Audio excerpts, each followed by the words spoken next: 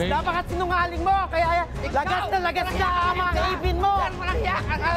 Lagas na ang ipin mo, dahil sinungalingan mo. Alin ang totoo? Sinusulot niya yung mga kliyente mo. Kaya ka na bubuisit, so binubuli mo siya. Paano mo naman nasabi, 2 buwan pa lang daw siya dyan? May katunayan naman po, ma'am, ako, kaya ko siya binubuli. Dahil may katotohanan naman po talagang dapat siya ibulihin. Meron siyang palpak. May palpak siyang ginawa. Sinunod niya ang client ko. Sino? Ilang client? Isa ko pong client. Kaya ako pa ang naputukan sa ginawa niya. Bakit? Ano nangyari? Di sa akin po umaangal eh. Anong nangyari? Sa riban po. Rebonding, ano nang... Oh, okay. Nasunog niya po ang buhok. Totoo ba ito, Jobel? Naamin ko naman po yun, ma'am. Kaya lang po, kasi nung dumating po yung client niya, wala po siya.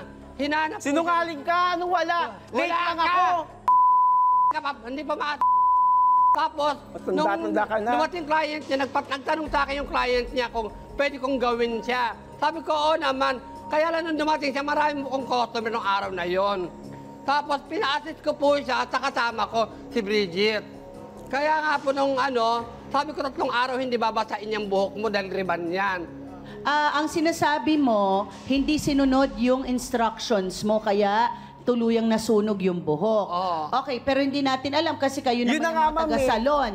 Yun na nga, ma'am eh. Sinulot mo na, dapat gagandahan mo. Tiwala sa yung tao eh. Nagbayad yung sapat. Na ano niya lang siguro, nabulungan niya lang ng konti.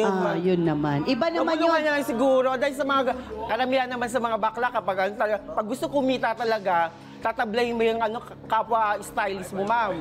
Kung gusto lang talaga. Sinungaling yan. O ikaw mas sinungaling ka, tiga, Lakas ng mga pera yan, nangungutang yan kanino-kanino, parang pang-ino. Wala kang pakialam doon kung kanino ako nangungutang.